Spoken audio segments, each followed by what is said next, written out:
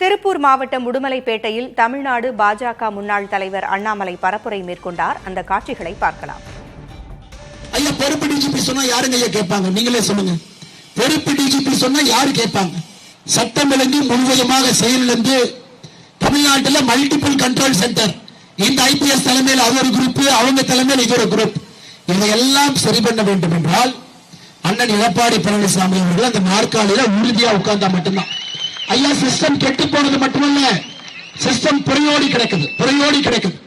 இதை சரி செய்வதற்கே நம்முடைய ஆட்சிக்கு 6 மாத காலம் வேண்டும். அண்ணன் அவங்க அந்த நாற்காலியில் அமர்த்த பிறகு முதலமைச்சராக குறைந்தபட்சம் 6 மாத காலம் வேண்டும். இதெல்லாம் சரி பண்றாங்க. அந்த அளவுக்கு கடுத்து குட்டிச்சவராக்கி தமிழகத்தினுடைய ஒரு இலாக்காவையும் கூட குட்டிச்சவராக வைத்திருக்கின்றார்கள் அருமை சொந்தங்கள். அதனால் இன்னைக்கு தமிழகத்தை மீட்டெடுக்க வேண்டும். தமிழகத்தை திரும்ப பழைய மாதிரி கம்பீரமா கொண்டு போகணும்.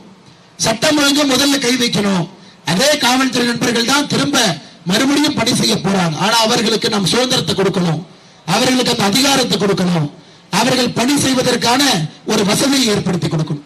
அதனால தாய்மார்களே, நீங்க திராவிட முன்னேற்ற கழகத்துக்கு ஓட்டு போட மாட்டீங்கன்னு எனக்கு தெரியும். ஓட்டு கேட்டு வந்தா கூட நீங்க திமுகவை அனுமதிக்க கூடாது என்று அன்போடு கேட்டுக்கொள்கின்றேன். ஏன்னா தமிழகத்தில் பல பெரும் குற்றங்கள்ல திராவிட முன்னேற்ற கழகத்தினுடைய நேரடி சம்பந்தம் இருக்குங்க. பல பெருங்குற்றத்துல தமிழ்நாட்டில் மற்ற கட்சிக்காரங்க யாராவது தப்பு பண்ணிருப்பாங்க, நான் இல்லைன்னு சொல்ல. அதுக்காக நான் திமுக கட்சி மோசம் அப்படின்னு சொல்வதை விட, ஒருத்தர் 2 பேருனா கட்சிக்கும் அவங்களுக்கு சம்பந்தம் இல்ல, யாரோ ஒருத்தர் பண்ணிட்டாங்க, கட்சியின் மீது பழிய போடுவோம். கட்சியில் இருக்கக்கூடிய எல்லோரும் மகாத்மா காந்தி நம்ம யாரும் சொல்லி.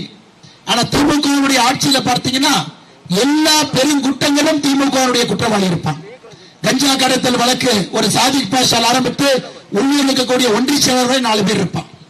கிருஷ்ணகிரி போனீங்கன்னா 3 வயது பெண் குழந்தை. தைரியம் எங்க வந்துச்சு? காவல்துறையில போய் யாரு கம்ப்ளைண்ட் கொடுப்பாங்க, யார் நம்மளை பிடிப்பாங்க?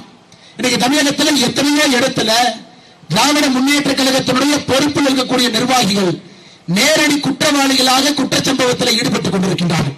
அருமை சொந்தங்களே, ஆட்சி கெட்டு போனது முக்கியம் இல்ல, ஆட்சியோட கட்சியும் கெட்டு போயிருக்குது.